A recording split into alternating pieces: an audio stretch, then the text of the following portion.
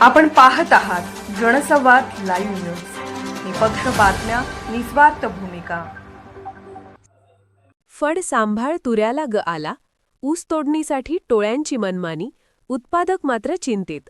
कवठेमहांकाळ तालुक्याच्या काही भागात ऊस तोडणीसाठी टोळी मिळत नसल्याने ऊसाला तुरे येऊ लागले आहेत, तर उपलब्ध टोळ्यांकडून जादा पैसे मागितले जात असल्याने ऊस उत्पादकांतून चांगलीच नाराजी व्यक्त होत आहे.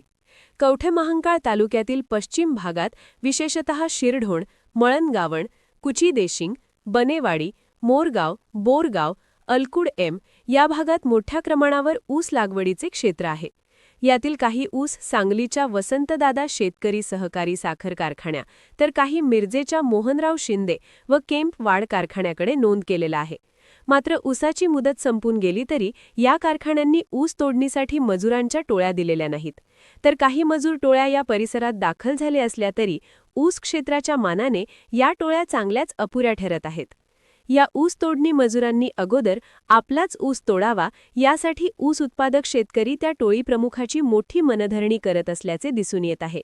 त्यामुळे या टोळ्यांनी ऊस उत्पादक शेतकऱ्यांपुढे आपल्या अवास्तव मागण्या पुढे करत शेतकऱ्यांची अडवणूक करण्याचा प्रयत्न सुरू केल्याची चर्चा ऐकावयास मिळत आहे.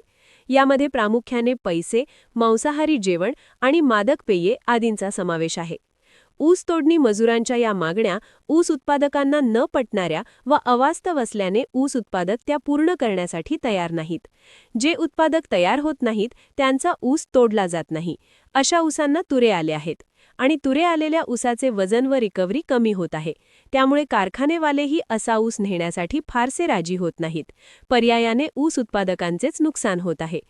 ऊस तोडणी मजुरांच्या अशा प्रकारच्या मागण्यांमुळे ऊस उत्पादक नाराजी व्यक्त करत असून संबंधित कारखान्यांनी जादा ऊस तोडणी मजुरांच्या टोळ्या कारखान्यांनी या परिसरात पाठवाव्यात अशी मागणी केली जात आहे.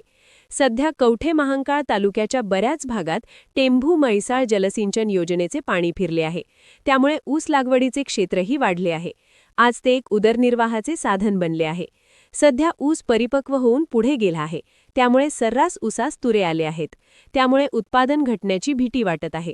तरीही कारखान्याकडून अधिकच्या टोळ्या पाठवून ऊस नेला जात नाही ही दुर्दैवी बाब आहे.